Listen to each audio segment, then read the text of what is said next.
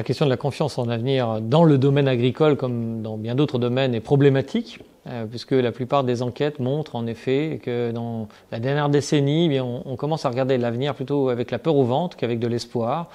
On considère que nos enfants vivront moins bien que nous, par exemple, ce qui est un problème.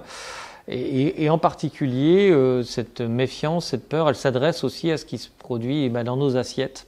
Ce qui était assez normal puisque l'alimentation, c'est une part extrêmement intime, c'est tout de même quelque chose que l'on ingère tout simplement. Et là, on retrouve dans ces questions alimentaires, je dirais, tout le carrefour de nos peurs contemporaines.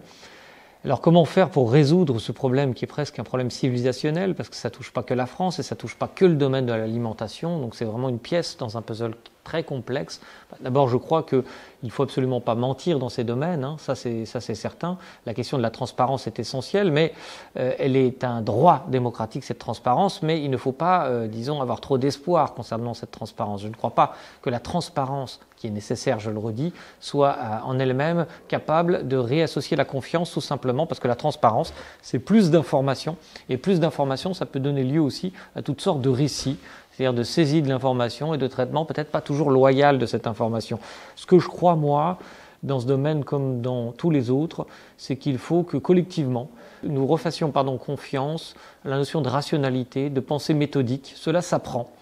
Le problème, c'est que nous sommes submergés de toutes sortes d'informations, par exemple dans le domaine alimentaire et agricole, et que nous avons l'impression de savoir un certain nombre de choses. Aussi bien, moi qui vous parle, comme n'importe lequel d'entre nous, ce que nous savons, ce que je sais, en général, tient en fait dans le creux d'une paume. Par contre, ce que je crois savoir est beaucoup plus étendu.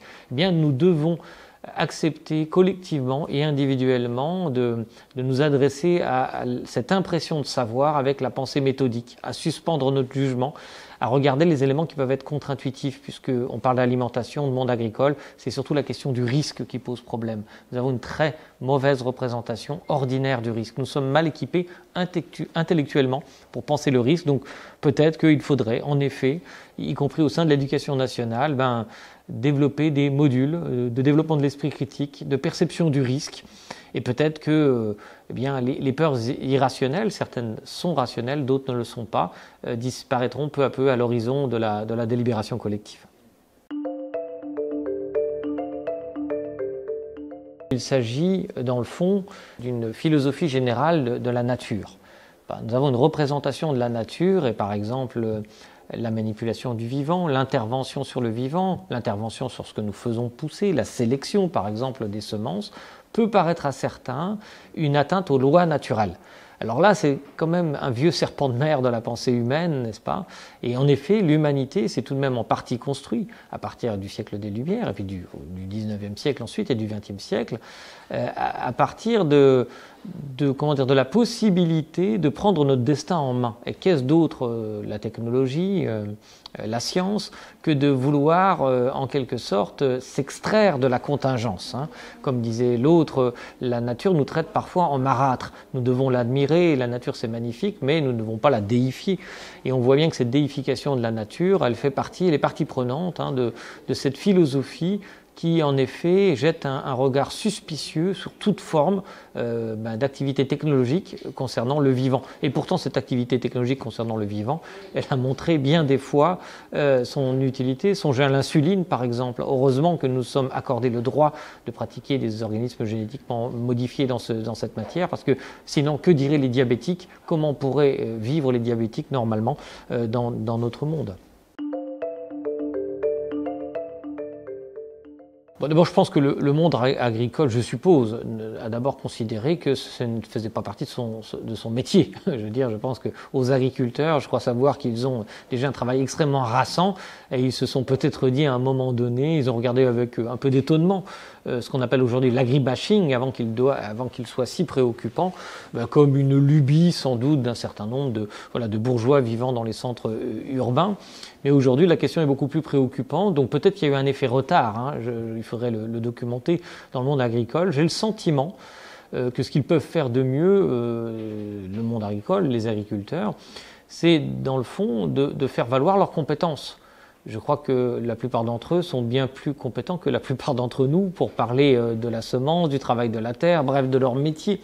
Ils ont un certain nombre de compétences Et c'est vrai qu'aujourd'hui, les flux de crédulité, que ce soit sur la question du vaccin ou d'autres types de questions, eh bien, sont animés par des groupes qui peuvent parfois être minoritaires, mais qui sont très motivés à faire valoir leur point de vue. Je crois que la seule façon de rétablir cette asymétrie qui pour l'instant se fait en faveur de la crédulité sur certains sujets, c'est que chacun, en tant que citoyen, prenne toute la part qui lui revient dans l'espace public, sur les réseaux sociaux par exemple, dans le fond, faire valoir son point de vue citoyen, parce que c'est vrai que Internet, puisqu'on songe notamment au monde numérique, a constitué une démocratisation du monde de l'information. C'est vrai, chacun peut parler, mais c'est une démocratie où certains parlent beaucoup plus que d'autres. Donc, comme l'on sait, la tyrannie, c'est toujours profiter de l'apathie des gens de raison et de bien. Il faut que ces gens prennent toute leur place dans le débat. Je crois que c'est une façon, parmi d'autres, de répondre à la question. L'image, le stéréotype, on va dire, c'est-à-dire c'est des images un peu typiques qu'on peut avoir, je sais pas, sur les artisans, sur les bouchers, sur que sais-je, sur n'importe quel métier. Eh bien, il y a des stéréotypes de ce type aussi pour les agriculteurs. Et je pense que ces stéréotypes sont relativement, je dirais, réactionnaires dans le sens où on se plonge dans le passé. On a une représentation du passé de ce que c'est que l'agriculture aujourd'hui. On n'imagine pas, par exemple, que les agriculteurs vont faire grand usage de l'intelligence artificielle, n'est-ce pas? Bon, pour les modifications génétiques, on connaît les controverses qui ont eu lieu notamment à la fin des années 90 et au début des années 2000. Eh bien, parce que je pense qu'en effet, il y a à la fois une sacralisation du vivant et aussi une représentation relativement nostalgique de ce qu'est l'agriculture. De ce point de vue, il y a sans doute une rénovation de l'image de l'agriculteur à faire par les agriculteurs eux-mêmes ou par leurs instances de représentation.